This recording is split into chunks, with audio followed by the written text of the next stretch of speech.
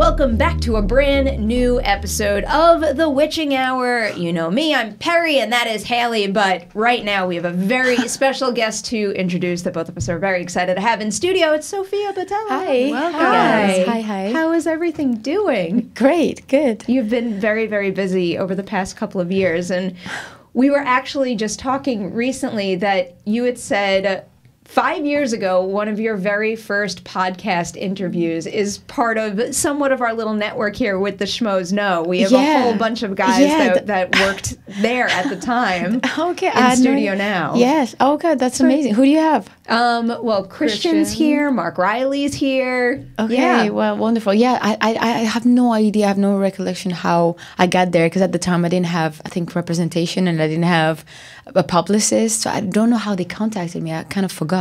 Oh, they probably do, crazy. but I had a lot of fun.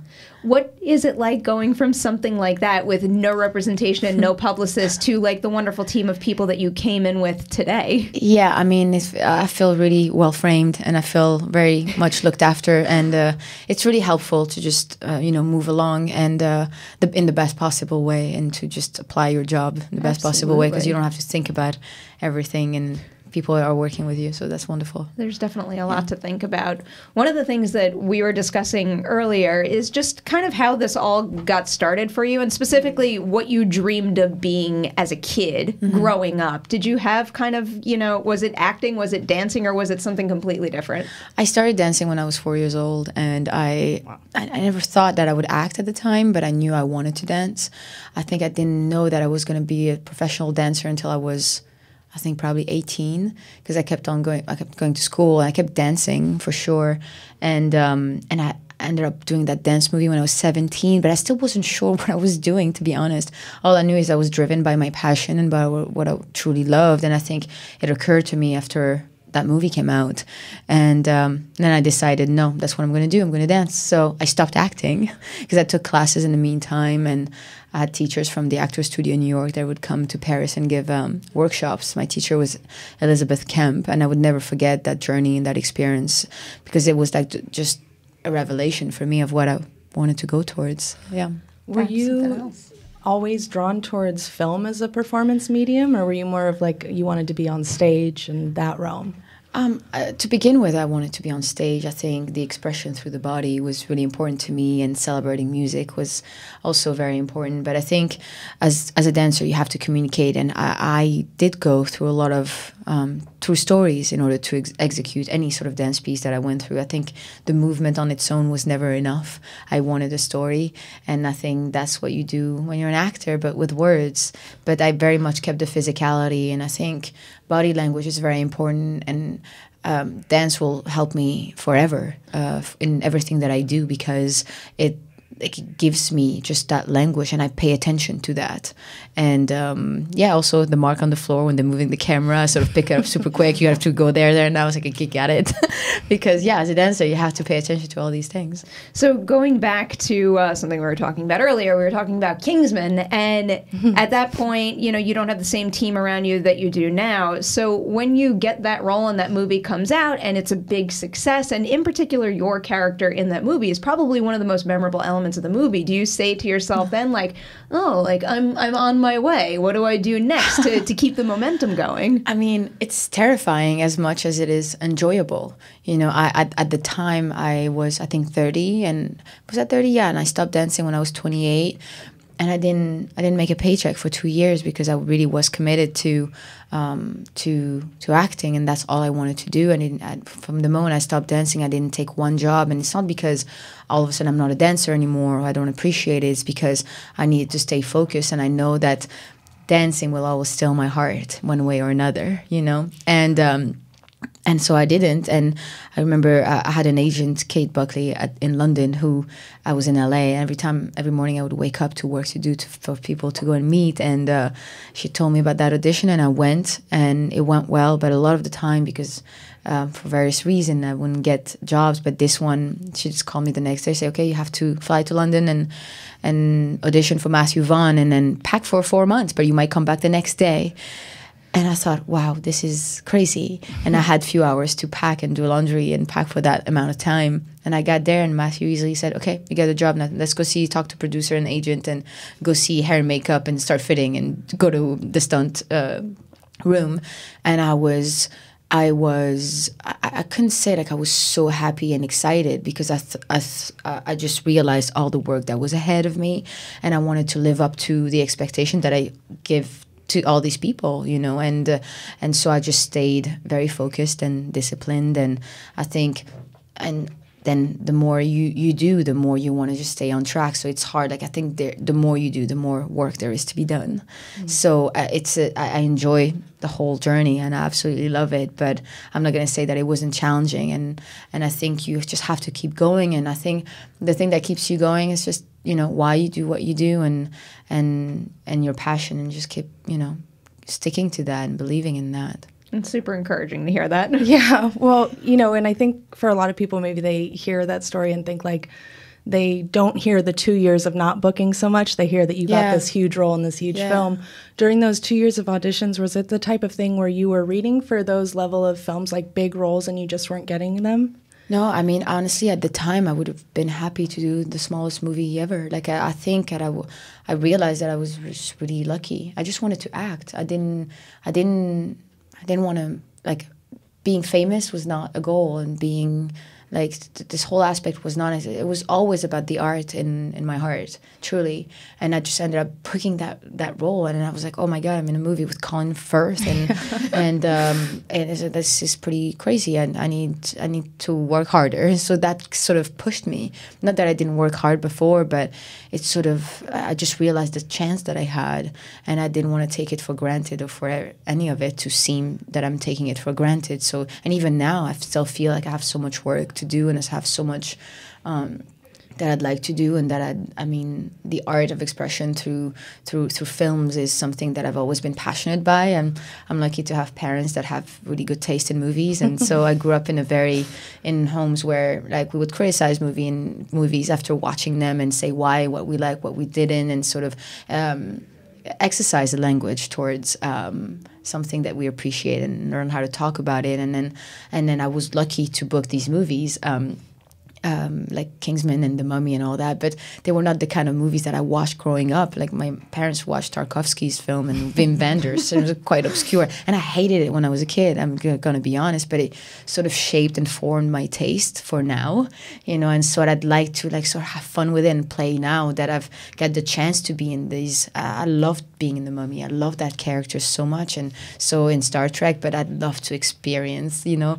And I think Climax is an opener to go towards those kind of films. So in terms of picking the roles that you're going to have in the future, especially, you know, given that 2-year lull and what you just said about growing up and what kind of films you were into, is that important to you to kind of, I guess, spread the love in a way? And you can correct me if I'm wrong with this, but, you know, I look at a movie like, let's say, Kingsman, Star Trek, The Mummy, big opportunities, but those big opportunities, maybe it's not specifically what you want, but that paves the way to you being able to headline a movie like Climax and get that out there more so than had you not been in those other films. Yeah, absolutely. And also, like, I booked Kingsman, and I've never done any fight training before. I think all I did was dancing, and I applied every fight sequence as a dance choreography. But that's why I was lucky to get these other roles. But I trained so hard for Kingsman, and I learned so much, and we had an amazing stunt team that taught me so much, and they made my character look so incredible on screen. I mean, I had a lot of stunt doubles that helped me out, but I did a lot also on my own. But then that helped me for the other roles. But now, like, in terms of movies, which I'm truly passionate about, I'd like to sort of move it around and sort of experience other kind of roles that don't have to do with physicality, or like just change it all, you know, all around. And so I'd love to do a small independent movies that would tell complete different stories, and see me in a genre that is not where you expect me to be in. And in this particular case, Climax is just, I've never seen anything like it before. No. And when you were describing what you were looking to achieve just in terms of dance, but also being drawn to a story and basically filling in those gaps with a story, it seems like the perfect marriage of the two. Yeah, it is. And also at the time when Gaspar contacted me, he contacted me on Instagram. He sent me a text, and I thought, holy shit, he just texted me on Instagram. And I happened to follow him. That's why I saw it. And I told my agent, and I happened to be in Paris. I said, my agent, just FYI, I'm just going to go and meet with him. And he said, yeah, go run. They encouraged it for sure. And I was a big fan of his work. I Stand Alone is my favorite. And but Enter the Void and Irreversible, I think he has such a creative mind, and he's such a true artist. And so I sat with him, and he said, yeah, I've seen your work as a dancer. And I'm like, oh no. Like, wasn't ready to dance quite yet. And I haven't danced in 5 years at the time. And I said, okay. I said, what would you like to do? And he said, I just want to explore dancers that are spiked with LSD. And I said, okay, what else? And he said, I don't know. And at the time, I just remember I've seen that movie called Possession by Andrzej Zulawski. Nice. And I was fascinated by the scene where Isabella Gianni is freaking out in the subway. And I thought, wow, I've never seen her like this before. And I thought, I wonder if she worked with a dance choreographer or with a contemporary choreographer to achieve that kind of state of being. I still don't have the answer, but I'm convinced that this is what happened. But when I told Gaspar, okay, could I have that as a climax moment, and that, you know, can I explore any sort of psychology that resembled that one? And he said, yes, let's do it. So all I knew starting the project was we were starting just fine, and I was going to end up there. So you talk about how you hadn't danced for 5 years and you were sort of apprehensive about it. What was it ultimately like, the experience of sort of marrying these two chapters of your career, the acting and the dancing, and those two sides of your performance art? Yeah, like I said, it wasn't something that I planned, that I thought of doing quite yet. I knew I was going to dance again. It's my first love. I do it since I'm 4, and I'll always be a dancer. And I'm so appreciative of everything that I've learned being a dancer. It's just that I really wanted to leave some room for acting and to treat it as its own, you know, art form, and respect it for that, and not sort of use my what I've trained for so long to get in that world. I wanted to be good enough as an actress without movement to do that. And so, yeah, I wasn't quite prepared. But then I think just working with him is such a great opportunity, and he's such an artist that I couldn't refuse. Yeah. So I had to go back at it and train, and my body did hurt. Oh, God.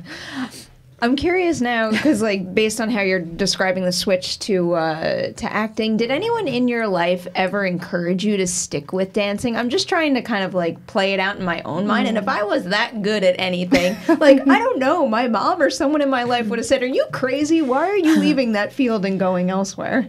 No, I mean, honestly, I did that movie when I was 25 or 24 called Street Dance 2 3D, where I had the chance to play a salsa dancer. And once again, I was grateful for that film because I've never done salsa before.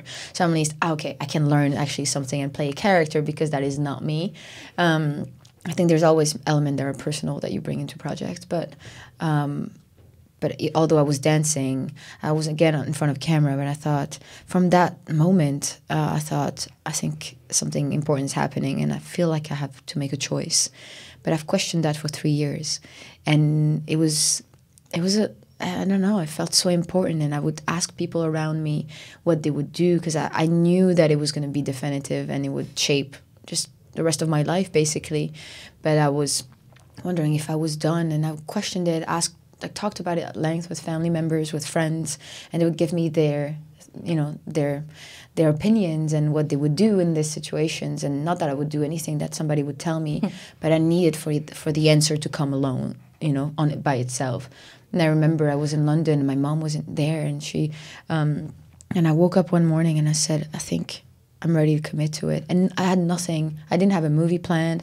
I didn't have anything specific that happened that made me choose. I think it's questioning it for such a long time that I knew what I had left in my heart, and that's what I needed to do. And I remember at the time I was rehearsing for the Super Bowl with Madonna, who I've worked with since I was so young. And I remember we were in Madison Square Garden, I think a week after that. And I thought, I need to tell her. And she knows I've been training and I've been at a theater. And I said, I think that I'm ready after this. And she asked me immediately if I booked something, if I had a project lined up. And I said, no, I don't have anything. And she asked me quite thoughtfully, what if you don't do anything for the next 2 years? And I said, I don't know. I know that this is what I need to do, even if I don't book anything. And she said, okay, I like that. And from that moment, until today, she's so encouraging and supportive of my choices. And yeah, it took 2 years to book Kingsman. So I did not know that I was just, lining up what I was going to experience. I think there's a God, he really heard me, because he went, oh yeah, you think so? Okay, let's see. Well, if there's someone that's going to be in your corner, Madonna's not a bad one to have. I don't know why I was picturing her telling you that in her A League of Their Own role. Maybe it's because that's one of my favorite movies of all time, but for whatever reason, that's what I started to picture. I like your imagination. Yeah. I do the same thing. Somebody says something and I have a whole movie behind them unfolding and I see all the images. It's either imagery or just like a random movie quote that nobody else in the world is going to understand but me. Yeah. But that's she was a dancer, She had to make that choice for herself. I think that she respects anybody that stick for the decisions and what they believe in, and don't do it halfway. I think also that's why during those 2 years there were some friends. I mean, it was financially difficult to I danced so much that luckily I had savings that could take me for most part of that journey. But at some point, it was just really scary. But still, people would tell me, would you do that music video, do this job? It'll just be less than a week work and you make that much. It would be very helpful. But I never did, because it was too important to me to be considered that way. I'd much rather go and wait table, do another job to make money if I needed to, but then to use something that I truly actually still care about. So I didn't want to do it halfway, not the most perfect way possible. And I think I'm grateful that I did it again with Climax. Yeah. You talk about growing up this, sort of cinephile, watching high art films. What were the elements in Gaspar's filmmaking that made you go, yeah, I'm going to dance for this filmmaker? Yes, you are worthy. Because he's such an artist. He's a true artist. I think whether or not you like his movies, you cannot deny that. Yeah. And the fact that I'm in the hands of such a creative human being was enough already, and I respect his work from his past movies. And also it was scary because we only had 5 pages treatment, and that's all we had starting the job. And we would show up every day to set not knowing what we were going to film, and we would rehearse between, I don't know, was it 4 to 5 hours, scenes that were 8 to 10 minutes long, and then we would break for lunch, and we would shoot between 14 and 17 takes.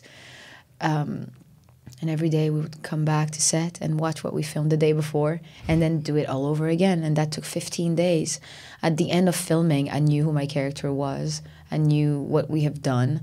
But it was done. It was all wrapped. We didn't have any reshoots. And 2 months later, we were in Cannes. So I don't think that I'll ever live any experience that way. I've definitely learned so much, and I can't wait to see how I'll apply that for my next projects. Oh my, I have 1,000,001 production questions about this whole process right now. Did you get to shoot in order at least? Yes, we had to, because we did not know where we were going to land. The only thing I knew I was going to land with my character, and not in relationship to the other character, but for just my own journey. I knew that I was going to have that possession similar psychology moment. I knew that I was going to have that, but I didn't know when it was going to happen, nor how, nor what was going to trigger it. That was the important things. That as an actress, I don't do things just to do them, and being just high is not enough. And I remember shooting that scene at the end where I'm freaking out, and having done, that's probably the only scene that we shot only 7 takes, because I was dying towards the end. It took the life out of me. But I remember on the 5th take or 4th take, he came and told me, I really want, because we had rehearsed the path. I did not know what the choreography was going to be, but we had rehearsed it. And on the 4th day, he told me, I really want to film you through the bathroom window. Can you come and check it? And we rehearsed that for a little bit. And as an actress, I'm like, okay, what's taking me to the bathroom? And I remember I started, because I've been rolling on the floor, so looking at my hands, I still want to wash this off of my body. And so I did this, I think, on the 5th take. And he said, no, don't do that, because Leia's going to do that with blood. She doesn't want it on her hand. I was like, okay, what's going to take me there? What's going to take me there? And then I remember I wanted also within that sequence to have an arc, not just to freak out all along. I wanted to just have a moment where I'm easing up to it. And that's when I'm sitting on the couch, and I've been doing that. But then on the 5th take, I did the hand. He said, don't do that. 6th take, I tucked myself in the tights and then lose myself and then start to relax within it. And then I want to get out of it because it's a nightmare. And I try to lift my hand. And at that moment, I remember feeling my hands are under my thighs. They're actually stuck in my body, trying to lift it. And that took me to the bathroom because I want to wash my own body off of my hands. And that's on the 6th take. I remember looking at myself in the mirror and not having any reaction. I had to think about what I've done after every single take. We needed at least 15 minutes, 20 minutes. And that's not for a lighting reset. That's just for a thought process reset. And we're just coming back to my senses. And then I remember I can't keep looking at myself like nothing, like everything is normal, and that's where the scare happened. And on the last take, he said, yeah, do whatever you want. That's why I put my head under the water, and that's the last take that you see, because we didn't have any sort of time that way to have my hair dried up. And yeah, he's somebody, like, in all truth, who leaves so much opportunity for spontaneity. And I think that within that allowance, so much magic happens. And like one other example, like behind the DJ booth, he wanted a piece of fabric to close the fourth wall, and other monitors were behind, and so he asked our department to lay fabric just to see what worked better, so to lay different fabric, and they did so. And by doing so, he sees like those 3 colors. Oh, that looks like the flag of France. So just like making the flag of France in sequence, like in shiny sequence, and that's what happened, and that created the whole identity of the first trailer that we see, and the whole, and that's magical to me. And he didn't think about it to begin. He didn't think that he would be like a French movie, and proud to be so, that it was going to be that color. I think it's pretty impressive, and it's incredible. Yeah, it's humbling in a way. Like when I have projects, usually I respect that process as well, but I over prepare. Like I read and I go in details in what my character is about, and where they come from, and what was happening. Why would I do this scene where. And by default, I work on other characters as well, but knowing them by heart. And I step onto Gaspar Noé's set, and I have no idea about nothing. And it was really scary. I kept saying on set that I was going into fainting goat mode. Have you ever seen a fainting goat? Fainting goat mode? Oh, yeah. no. Have you ever seen them online? I have not. You're going to start a problem. Okay, so right Google now. it. Yes, do. And you type, like, there are goats that if you scare them, you scare them. Like, you see those people that go towards goat and they scare them, and what they do is they freeze and they fall. Yeah. So what I would do is that during lunch, everybody would go eat, and I had to go to sleep. I could not move because I was terrified of what was going to happen. Wow. So I would just freeze. You saw it? So I would just collapse, and so Gaspar would come and give me notes, and I would freeze. But my brain was going 100 miles an hour. But my body, I could not have any reaction. I couldn't let anything take over. Isn't it funny? You just made our whole day. This is what I'm going to be doing in the office all day now. Oh no. Let's find a spot for non-movie talk. Don't bring it up. It's going to become a problem. I'm going to crack her on the show later with this.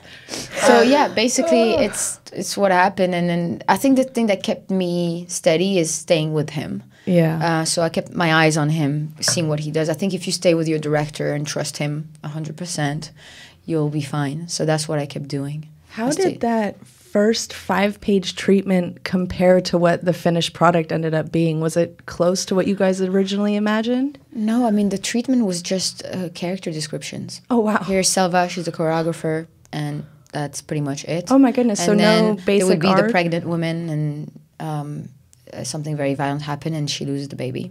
That's it. And then it would be this girl spiked us, and then there would be a few more character descriptions, like the mother and the kid. They would be just that. It wasn't even saying what our relationships would be and what the dynamic would be. And I think I wanted, I was like, what can I play that would be interesting for the audience? I was terrified that to follow it was not going to be interesting enough because I did not know where we were going. But I know that for me, like Gaspar thought, I think, when I met him the day before rehearsal, it's like, I think you should have a lover there, and it could be interesting to explore something quite a bit complicated and see where that goes. Okay. And the first day of filming, he said, who do you think your lover should be? And we just looked, I was like, maybe I think Roman, because we look at personalities, and then we pick that way. I think 3 or 4 days into filming, because we haven't mentioned my name, he said, what do you want your name to be? And he said he had a few options, and he said Selva. He said, yeah, it's my grandmother's name, and it means forest. And it's so funny because when we filmed after, the wallpaper is all forest, and that's what calms me down. And then What else happened? There's so many things like that. I mean, yeah. What does it look like on set? Because on top of just approaching the story from that perspective, you are constantly moving. The camera's constantly following you. The monitors were hidden, but where are the lights? How many crew members are all around you running out of the way? And honestly, one of the most peaceful set I've ever been on, considering the circumstances. I was quite impressed. Everything was hiding behind that curtain that I told you about. Sometimes behind the doors that were up there, but lighting-wise, everything was already there. And Benoit, who was an incredible DOP, like had everything on iPad, and he would set up. Like there was never any stop for lighting. Everything you see was like present, like the way it looked like on like nothing for close-up or wide shots. It was the same. Like I think he would adjust it for camera depending on where we were, but we never felt sound guys ever. Even when they would mic us, it would be like a just tiny quick thing. We never had to worry about where. It was like it's the most seamless like movie set I've ever been on. What about when a character goes off camera? Are you kind of just like sitting behind a wall waiting for your next cue to come in? It's interesting. It's a good question. Depending on the scene, like I can tell you that I would. It's not that I would come out of character. I would stay in character, but I would be very observant and conscious of the camera because I knew where my cue was. But I was also like, I remember there was this scene where the kid is being dragged towards the end, and I'm just doing that thing where I'm high and I'm starting to be gone, and I see the kid starting to drink, and I'm walking slowly towards him, and I imagine, you know, have you had those dreams when you're a kid to feel like you want to run but you can't? But I'm going slowly towards him, trying to tell him not to drink, but there's nothing that come out of my body. And his mom is seeing it and grab him and run towards that room to try to protect him. And I remember I was doing that moment, and the camera would turn, and I would, because we would try a few takes, and the kid would just run, and Gaspar really wanted it out of him, and I was just kind of helping him, and I turned around, I said, come on, and giving him a nose, like, turn around, scream, no, so it would be like this whole thing, and then the camera would reset and be there, and I would have to come here, like, go back in the character. It was just, honestly, I wish... I don't think that we had behind the scenes for any of those moments. But this would have been the best BTS footage. I loved every moment of it. I'm not going to say that it was bad stress at all. It was actually definitely positive and constructive stress that I feel very challenged, but also it's just nice to be trusted that way, and that he did that, and that's such a gift, and I feel like I've applied and I was able to serve the character better that way. I don't think I'll ever drink from a communal punch or sangria bowl ever again. Yeah, I think when the movie came out and it was screened in Cannes, like a lot of people were saying, I think this movie should be, shown in schools as educational to tell people not to do drugs. And it's true that after you see this film, like a lot of people just like, you want to drink? No, I'm good. People are just fine being sober and calm. It does make your stomach hurt to a degree, and it makes you as the viewer super just like, it's got a very disorientating effect, not just for the characters, but for everybody watching it. It made me feel sick. I was like, I realized what we have done, I think, after watching it for the first time. It was funny. It's before the movie, so you don't already have that feeling in you. But they screened it at Fantastic Fest, and they gave everybody a little. Oh, you were? Yeah. Gave everybody a little shot of sangria first, just to get you in the mood. Yeah. Oh, wow. I think if you drink before, it's fine. Yeah, exactly. Drinking after, you'd be like, no, I don't think I want to experience those waters right now. I would be sitting there the entire time thinking, was that really sangria that I just drank? How method is this festival going? Oh. No, yeah. Yeah, I did not like everybody on set, it would have been impossible to go through this process being induced with anything in any way, shape, or form. Oh, God, you had to think on your feet and be completely present. I'm really impressed by what all the dancers did, honestly, because they're not actors, and Gaspar was able to communicate that to them in quite a magical way, because I'm impressed with them as actors now, really. That is crazy difficult just in general, too, to be able to, it kind of goes in the category, too, of like a challenging, simple thing that nobody really thinks about, like convincingly waking up or going to sleep, playing drunk, playing high, stuff like that, that I feel like people often don't think about how difficult that really is to sell accurately. Yeah. Do you think it helped being able to improvise while acting that kind of mode, as opposed to having to hit exact dialogue while also trying to be wasted? I mean, when we filmed, we were hitting like specific dialogue and specific circumstances. Wow. When we showed up to set, we had to rehearse something, but everything you see is pretty set in stone, especially when you need that for camera movement. And then we would rehearse what we would talk about and what the intention was. And towards, like, I mean, at take number 8, the dialogue was set. So you knew what we were doing, and Gaspar would go and give notes, but towards the end, everything was almost like if you had a script. That is such a fascinating process. Yeah. What kind of notes would he give you? Like he would say, don't say that because the character at this point, I think we want to steer it this way, so say more this. What do you think? Like, do you want to try it and rehearse the dialogue? And then he said, don't be, like he would give specific answer, like don't try to play it smoothly, like this is a bit too much, like tone and like you know, manicure it as we went. So this process is fascinating, and also my producer brain is getting super stressed right now. Given the whole process and then maybe seeing it for the first time yourself, was there anything about the finished film that really surprised you and made you think, oh, I can't believe we did that? Yeah, for sure. I totally said to myself, I cannot believe we did that. Realizing that as we were watching. I usually watch my movies just one time because I think my brain keeps working on the characters if I keep watching. So I love to watch what we worked on. But I watched Gaspar movie like 3 times or 4 times now, and I think it's because I was really impressed by how he took us from being completely fine and created that arc and the nightmare that we ended up in. And I wanted to see how he built the tension and the intensity. And that's technical on his end, you know, and I wonder how he did that technically with the camera, with the sound, with music. And I found where it was. And I'm not going to say where it is. I think people should experience it without thinking about it, because that's what happened. I saw it for the first time and I was like, I feel sick at the end. But I know I don't know how we got there, like where the moment happened, and it just creeps on you. And I saw where I noticed where he didn't tell me where he was going to put it and how he did it, but I noticed where it was. Do you know where it was? I've only seen it once at this point, but the wheels in my head are starting to turn. And it's a weird movie to describe because, you know, like there's so much of it that I find so off-putting, but it's also intoxicating to the point that I need to see it again and overanalyze every little beat of it. That's what happened to me too, and that's like I will have the same process as you, and like the same thought as you, and I'm in the movie not knowing, and that's what led me to watch it more than 2 times. So now I know, but I think he's such an artist, and he knows how to, you know, bring these elements to life and how to make an audience feel.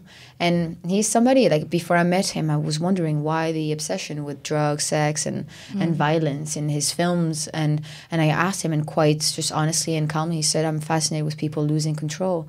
And when do people lose control? And usually a lot of the time in these circumstances. And I cannot help but respect any artist that is fascinated by any element in any way, shape, or form, and wants to repeatedly explore that. And the fact that he wanted to see dancers in that extreme state and see what would happen physically, that's why I have so much respect for him.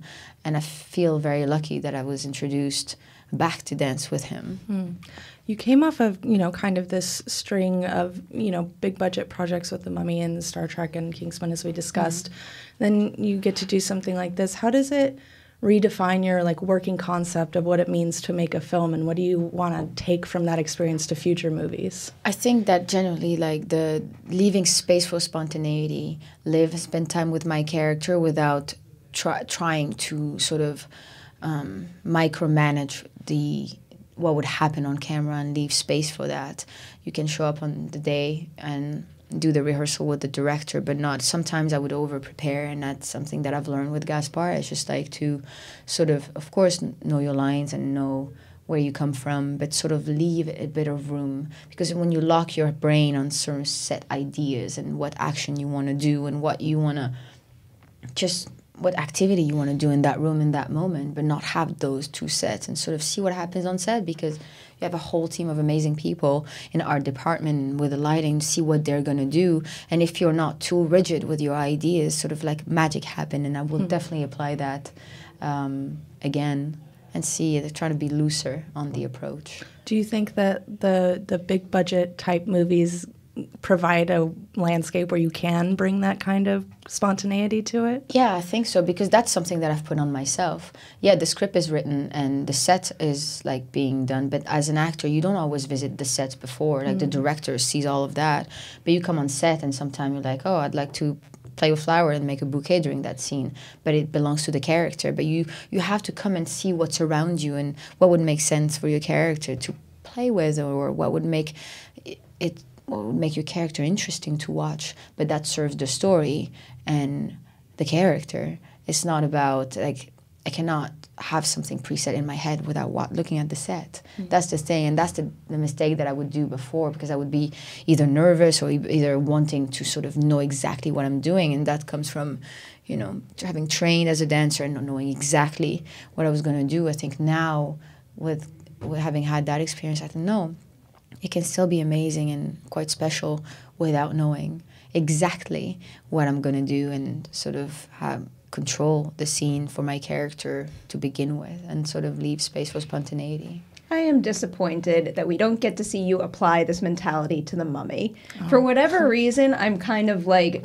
bathing over The Mummy, what you've been explaining for this process, and also just the fluidity of making a movie like Climax. And it just seems like if we kind of let you live in that role for the extent of a movie, and she finally got her own film, I don't know. That would have been really cool. I love that experience, though. I mean, it was just it was a lot of work, and I appreciate every second of it. There was a lot of element to explore within this movie, not just the mummy herself. But I think they were pretty. I think psychologically, I'm happy that I was able to play her with the depth that I was allowed to, because it could have been so straightforward, mean mummy destroying everything, you know. But I think, luckily, you know, Alex Kurtzman and Tom, you know, Cruise would like really allow me to explore something a bit deeper and sort of humanize her, which is, I love it, coming from, you know, having to be a monster to begin with. It was definitely something that really stood out with that movie. Being able to kind of, you know, make Climax, with Gaspar's help, of course, your own experience and create your own unique way of working. Is it at all intimidating to go back to the blockbuster world, especially when, like, sadly, the truth of the matter is so many of those films and those franchises live and die based on the dollar amount that we apply to it in the end, even after all that hard work? I understand what you're saying. I think that being new to the industry and having and starting with that process to begin with, and then doing a movie with Gaspar, I haven't done a blockbuster since, but I will completely encourage that process for my character. I can't control the whole movie. I mean, I'm not a director, but I will definitely try to allow that process as much as I possibly can. And I've been lucky so far, honestly. I've worked with directors that were hearing me out, and with a lot of respect, sort of considering my journey. Alex definitely did with Tom for The Mummy. I think I fell in love with the character, and I know that originally the character had such an interesting psychology, and his power was mind control, and it was a lot of substance, and nothing was exploding at the time. And I remember the sensitivity that it had and the eeriness of it. And I talked with them at length about that, and they loved it. And I was able to bring that to the table. And that's a big, giant blockbuster film. So I think it's always possible, but you have to know your character, do your research. And if it makes sense, I truly believe that productions will apply it. And I believe in that. I have never been told no, if I like, because it comes from a place of like truly caring about the character. If it's justified that way, I generally, like, everybody, even on Star Trek, everybody that I had a chance to work with always allowed me to experience it that way. So encouraging to hear that. Yeah, no, genuinely, I'm happy. Like, I've heard stories, generally. And I feel sorry that it happened for certain people in certain ways, and I know that it's a lot to handle. But I've been lucky so far, and I'm nothing but encouraged now since I've done Climax to just keep going and doing it that way. Have you in those bigger films entered a situation yet where you've been confronted with the concept of signing like a big multi-film contract that locks you in for possibly like a decade of your life? Is that something you'd want to do? Is that something you've come up against? Compared to a small project like Complex, you work for 15 days and you get on with your life. is that something that appeals to you? And if they said, you can play this superhero, but we might have you for 10 years. I've never done that before. I think when I signed for Star Trek, I signed for something for 3 picture with the production. I think that's what happened, but I'm allowed to do other projects. I mean, I don't think that nothing was so hard and rigid so far. I don't know if I'd do it. It depends. Honestly, it depends how much I love the project ahead and how much time I truly want to spend with that character, with that story. Yeah. It'll have to happen for me to answer you, I think. Yeah, that makes sense. Right now, if you tell me that I would be contracted to play just one character for the next 7 years of my life, the idea of it is scary. Yeah. But depends how much I love it. Yeah, That'll make the difference, yeah. Good But I like approach changes, to it. that's the thing. I like to jump fully in something, and then I like changes. Would you want to do a TV show along that same line? Yeah, I mean, same thing. If I love the director that I'm working with and the story and the character, yeah, why not? But, I mean, you have to think about the fact that this will be the next 7 years of your life. And if you told me now if I want to spend, like, another 7 years with the mummy, like, that was a lot, you know, for me. And even like Selva in Climax, I was like, I'm not sure, like, if I want to be in that state for 7 years. Especially Selva, my goodness. Oh, yeah. So, all right, one random question. I'm going to ask it. Ask it. Do you have any pets? Oh, nice. No, Did you I not don't. think I was going for that? I wasn't sure which You one. scared me for a bit, but thank God you said the question. You asked the question very quickly. We're obsessed with cats and dogs. Yes, I'm glad there's no really. cats or dogs in Climax because that would have made me nervous. But we always love talking about pets in here. But you've introduced me to goats that pass out, so fainting goats. Yes. So that's a big takeaway. That's your new spirit animal. It might have to be. I don't have any pets, unfortunately, although I love them. I just had pets growing up. I had a dog, and then he passed away, and that broke my heart. I think they break my heart more than humans do, and they break my heart more than humans do. But because if they're hurt or any, like, just the best. Yeah. I want to, but because of the nature of my job now, I'm traveling a lot. Like, I had a cat in Paris. When I moved to LA, I had to leave it to my mom, and then I moved to LA and I got 2 Bengals, and then I went on tour, on my second tour with Madonna, and I brought them to Paris to be with my dad, and I came back from tour. I'll be so mean to take them back to live with me after I've been gone for a year and a half. So I left them in Paris, and then I told my dad, I remember I said, I really want a horse, but not like, because you can co-own horses. And he said, well, who's going to take care of it once you're going to go? And that was like, okay, I can't, that's selfish. I can't keep doing that. Then I got plants. And I got 7 plants, and they each had a name. And I had to let go of them too. So to give them to my friend, and same thing. Like, I got it. I cried when I let them out, like, genuinely. And I just can't have any of it for the time being until it's a bit more consistent. Yeah, because I went and filmed Atomic Blonde in Budapest, and I was overlapping with the mummy, and so I was gone for 2 years between Budapest and London. And so I don't know what's ahead right now, but I know I'm committed to the work, so I can't, just for the time being. But I look forward to have pets and plants again. It's very understandable. Yeah. I swear our next recurring question is a little more straightforward.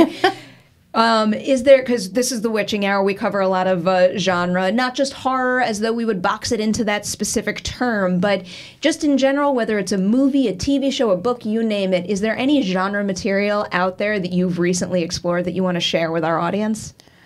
You mean, oh my God, here's it. I mean, I've watched all the films for the Academy, and I voted. I'm not gonna. Yeah, I've been invited this summer, which I was quite. I took it very seriously, so I watched everything. You were one of the new members this year, right? Yeah, congratulations! Yeah, I remember that. Yeah. Thank you. I was like, what an honor! Wow. So yeah, I've explored all that, and I fell in love with Roma so much, and I think it told the story. Being an immigrant myself, coming from Algeria, and went to France when I was 10 years old, and moved to LA when I was 24. I sort of know what it's like, especially Algeria being like a country that has yet, to experience the full potential of its richness and abilities. I think it would have been hard for me to become dancers that I've been and to have act if I stayed there. And I know that France represented the sea of opportunities, and in all those shots, like seeing the plane behind the actors and what it represented, so like really I could relate to, and also the beautiful way in which it was shot. And I just thought that's something that really gave me, like, spoke a lot to me, and it creeped on me as the days went by and I saw it again. So is that what you asked? We normally focus on genre. I don't know if Roma would fit in this sphere, but that was such a beautiful answer that I think it's perfect. fine. Okay. Now, in terms of genre, I don't, like, if there's a new genre that I've never experienced before, I'm not sure. Or any sort of horror, sci-fi, fantasy stuff you've seen lately that you really liked? Is there... I have the feeling that yes. Yes. Well, let me ask you this, actually. Like, I just watched again Under the Skin by Jonathan Glazer. And you know what I watched again is The Cell. Oh, I haven't watched The Cell in forever. And that to me is something that really marks me. I remember at the time, I wonder watching it again what it would do. But the way they communicated, same thing, that world with all those magical vignettes and weird, moody spaces. It was just like so well done. I felt like I loved that film again. Yeah. And what's the other one that I said before The Cell? Oh gosh, right before The Cell. Oh, and Under the Skin. Under the Skin. Same thing. I was like, that's a formula that doesn't fit in a box that you've never seen before. Yeah. And that I fall in love with that kind of films. Yeah. The Cell is making me think, like, where's Tarsem Singh been? I know. Yeah. Where is he? Well, he did that Yellow Brick Road TV show, or I do City of vaguely Oz, remember something that. Oz. But that's the last. He's just like such a standout visual director. Like nobody crafts an image quite like he does. Yeah. Oh, you know what I watched? My favorite movie last year was Mandy. By Panos Cosmatos. And place to bring up my Mandy. friend brought this movie up. I was like, what is it? Who is that? Like, what? With Nick Cage? And I'm such a big fan of Nick Cage. I absolutely love him. And I love Andrea Riseborough. And I watched the film, and I remember I told my agent I'd love to meet him. Like, I don't produce. I'm not a writer either. But I have nothing to tell him besides geek. And he said okay, and he was happy to meet me. And we sat and like geeked for hours on end. And then he stayed, and his girlfriend came, and we went to spend New Year's together. And he's just like the best. And I watched Beyond the Black Rainbow, and I think he has such an interesting mix of style between Ridley Scott and Kubrick that I feel like just like we don't have enough movies that way. The same way, like with Under the Skin, I want to watch more movies that way. And I think he financed his first film on his own, and he was able to make this movie happen. And Nick Cage has seen it and was so on board with him. I'd love to work with Panos. Like, I'd love to make a movie with him. He was able to, like, the lighting has such a character, has such a story of its own, and makes you feel a certain way that is so powerful. And even like Johan Johannesson's last movie that he scored, and unfortunately I couldn't vote for that film because I believe to be eligible for the Academy you have to have 2 slots a day for a week. Is that what it is?